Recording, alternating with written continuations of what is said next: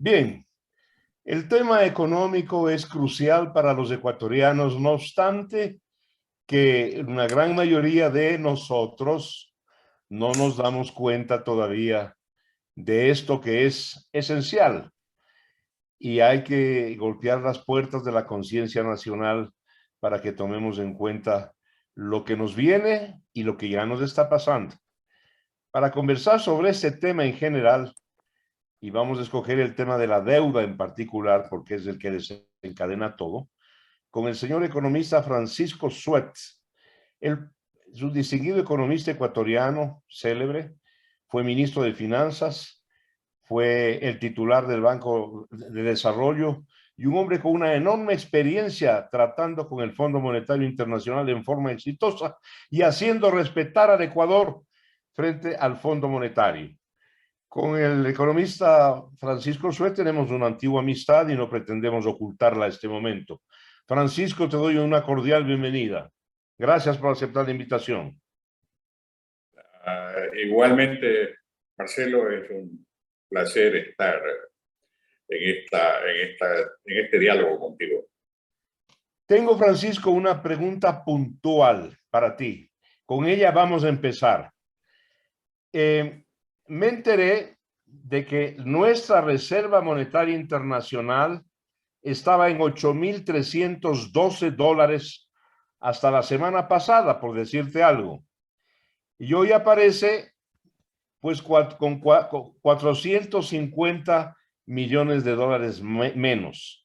¿Qué pasó? La impresión que tengo es que el señor ministro de Finanzas pudo haber pagado intereses a acreedores y que por eso bajó la reserva. ¿Tienes tú alguna noticia al respecto? Marcelo, no hay una noticia puntual, pero lo más probable es que efectivamente haya habido o amortización o pago de intereses en la deuda pública. Para tener una cifra de esa naturaleza, es lo más probable que se trate de un pago de un dividendo.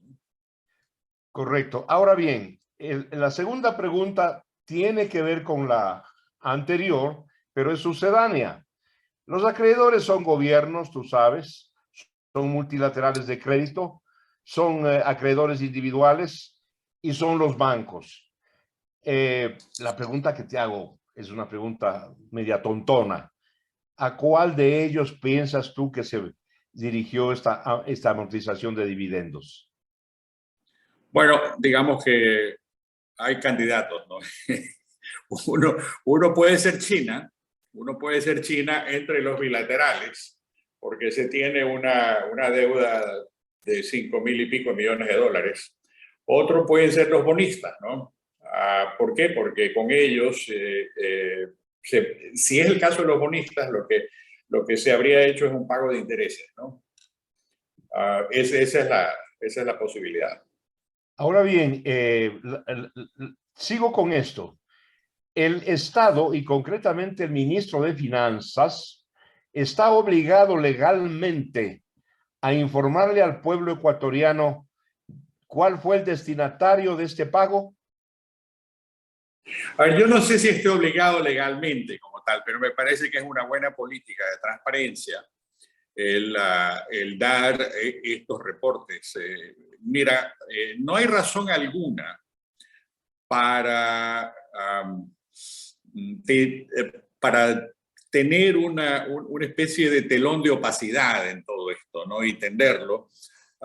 Creo que la mejor política es decir las cosas como son, porque finalmente si son deudas legalmente constituidas y que obligan al Estado en las presentes circunstancias al pago, pues debe de ser eso. Y ahora que me hiciste la repregunta, pensando bien, debe de ser algún dividendo en los bonos, porque normalmente estos se pagan alrededor del 1 de diciembre. Normalmente es la práctica. Entonces, si estamos ahora a 6, lo que significa es que efectivamente hay la fecha, estamos dentro de la fecha para hacer ese pago de ese dividendo. Correcto, y dentro de la costumbre, ¿no? que los pagos de dividendos a bonistas se hacen en este mes de diciembre. Entonces, no nos Diciembre y sorprendería. junio, ¿no? Diciembre y junio muchas veces se me ocurre, Marcelo. Por lo Bueno, menos es la práctica. el país está pendiente de los análisis económicos que ha estado haciendo ahora último el economista Francisco Suet. Nos ha indicado que el pago de la deuda en los próximos 4 años será de 36.000 millones de dólares. O sea, mucho mayor esa cifra que el presupuesto del próximo año, del 2022. Ese es el análisis con el que empieza Francisco Suet. Esto, dice él, va a afectar seriamente el consumo de los hogares y la propia inversión pública, no digamos la inversión privada. Si se privilegian los pagos de intereses de los acreedores, no habrá crecimiento económico. ¿Quisieras desmenuzarnos esto, por favor, Francisco? Seguro. Primero, Marcelo, son cifras, no son mías ni son cálculos míos, son cifras oficiales, ¿no? Presentadas en la proyección macroeconómica para el cuatrienio por el propio Ministerio de Finanzas y Economía. Primer punto. Segundo, en esa presentación, grosso modo, estoy redondeando las cifras, para el periodo 21, 22, 23, 24, o 22, 23, 24, 25, perdón, se establece el servicio de aproximadamente 24.000 millones en capital, o sea, son amortizaciones, y 12.000 millones en intereses. Eso da 36.000 millones. Ahora, esos 36.000 millones se comparan contra algo así como 13.000 millones de dólares que hay en lo que se llama formación bruta de capital fijo. Esto es la inversión. Y te das cuenta de la desproporción que hay entre lo uno y lo otro. Tercero, es que esos 36.000 millones de dólares, obviamente son dineros que salen del torrente monetario ecuatoriano. Los 12.000 o los 13.000 de la formación bruta de capital fijo se quedan adentro para generar crecimiento, en ese caso por la vía de la inversión. Pero lo otro son pagos que se tienen que hacer al exterior, que si no son compensados con pagos equivalentes, significa que estás exportando capitales, que es lo que yo he venido diciendo ya en varias ocasiones.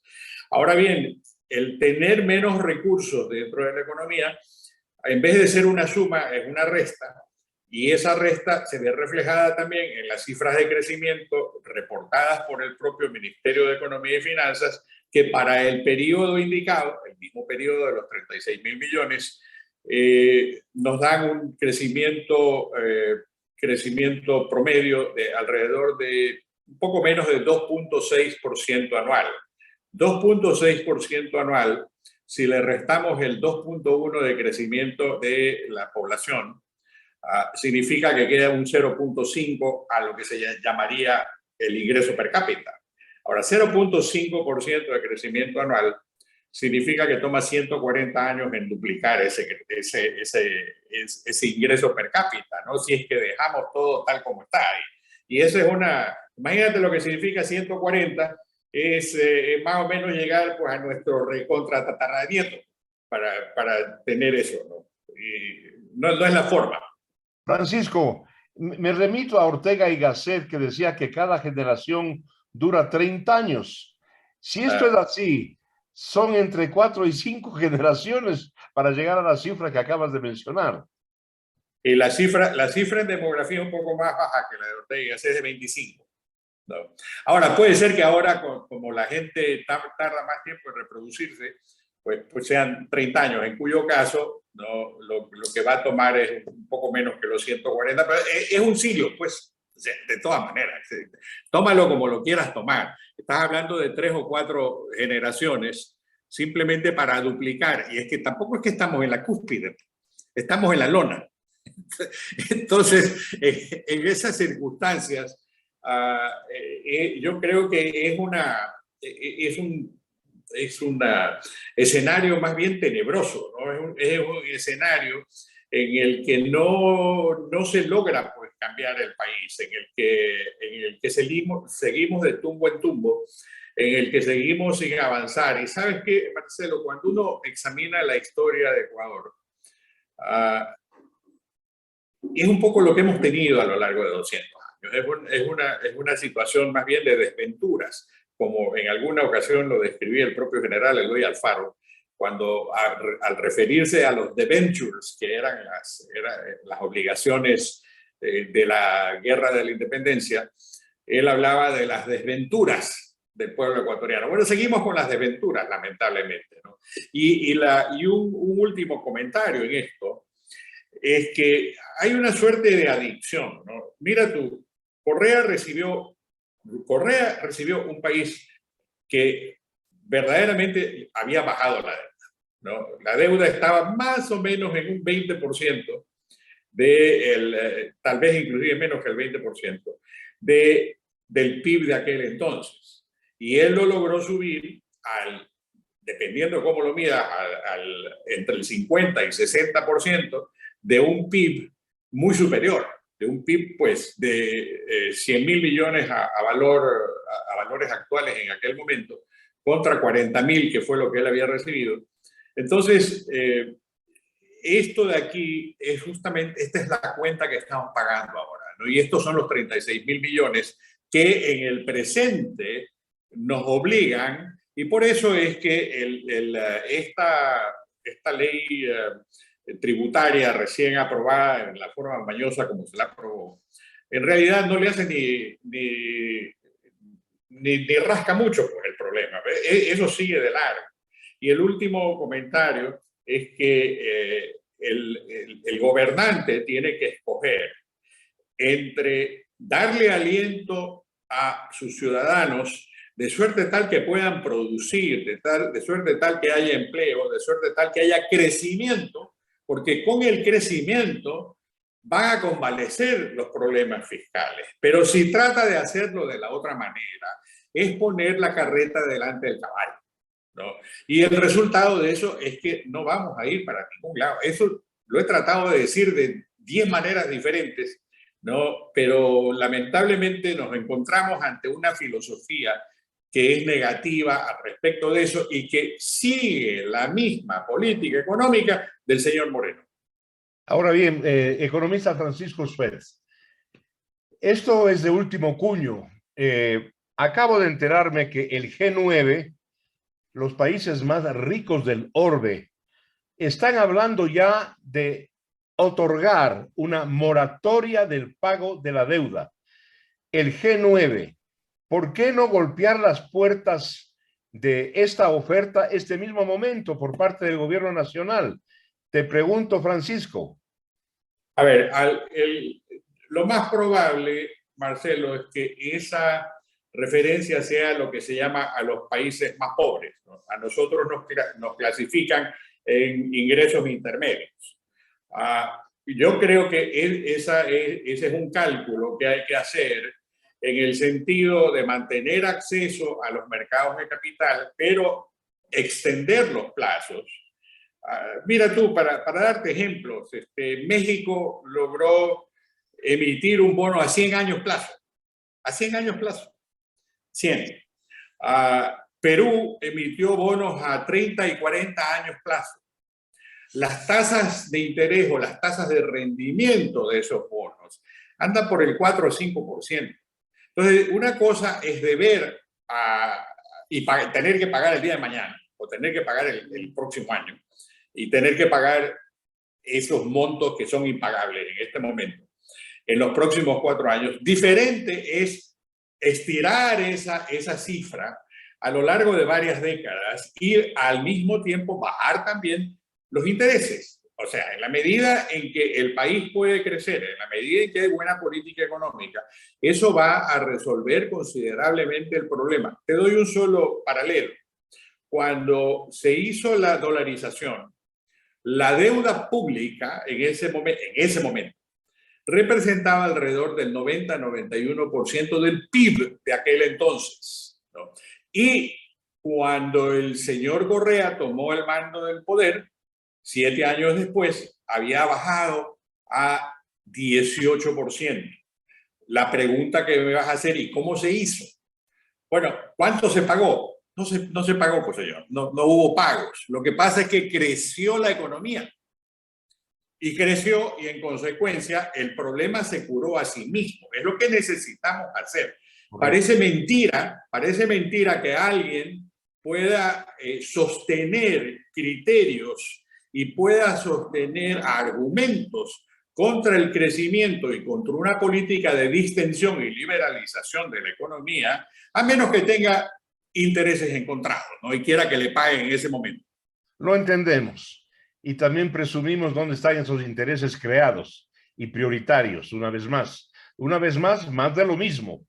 Economista Suet, el grueso de la deuda, una parte abultada de la deuda es con China, con 5.000 millones de dólares. Préstamos, empréstitos, créditos, fondos para obras. Utilicemos un nombre común, vulgar si quieres. Chimbas. Te digo, el Aromo, por ejemplo, 1.500 millones de dólares se perdieron.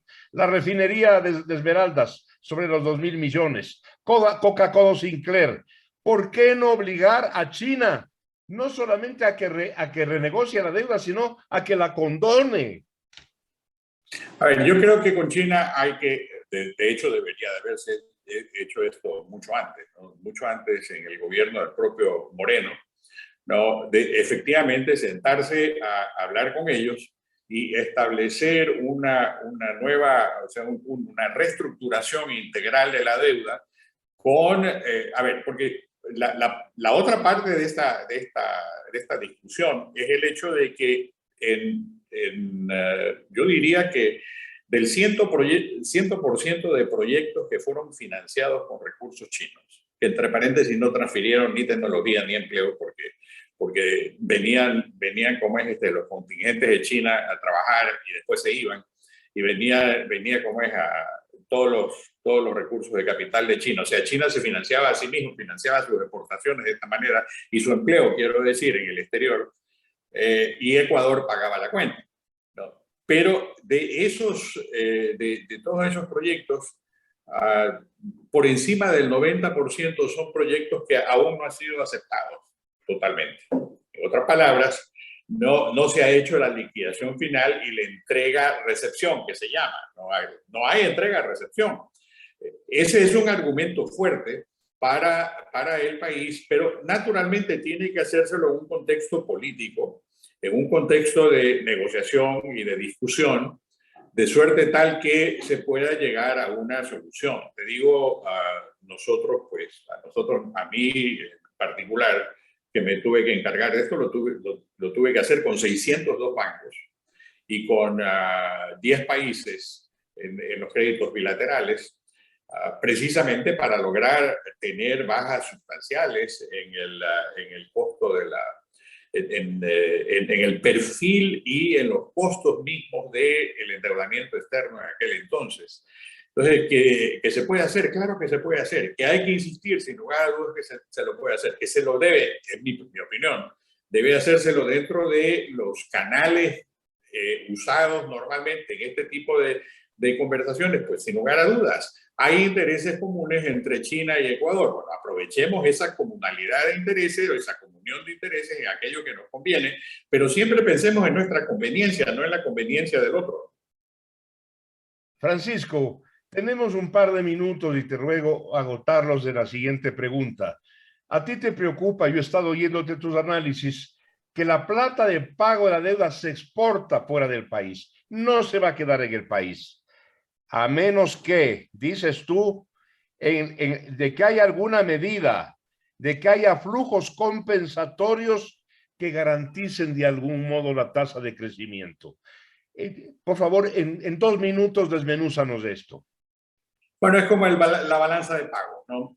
Tú tienes un tanto de exportaciones que te permiten hacer importaciones. En estos casos, cuando se trata de capitales, es el mismo análisis.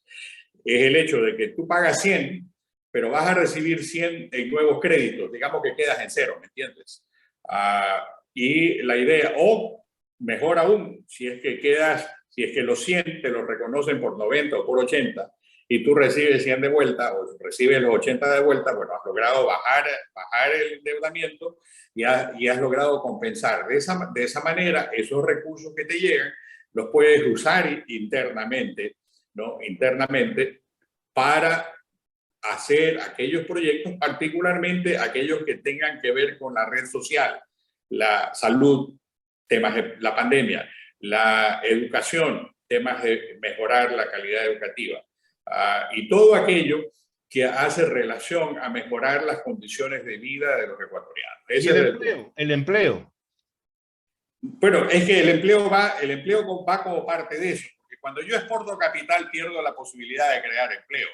En la medida en que importo capitales, por ejemplo, a través de la inversión extranjera o de la más importante aún, de la inversión privada local, ¿no? En la medida en que se forma capital, va de la mano la creación del empleo.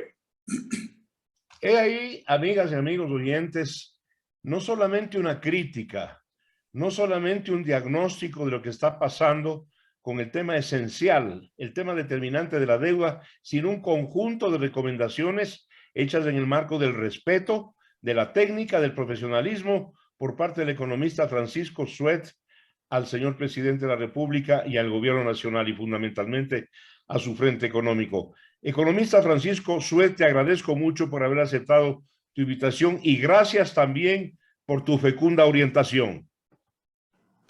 Gracias, Marcelo. Ha sido como lo esperaba, ha sido una agradable e importante conversación que hemos sostenido. Muchas gracias.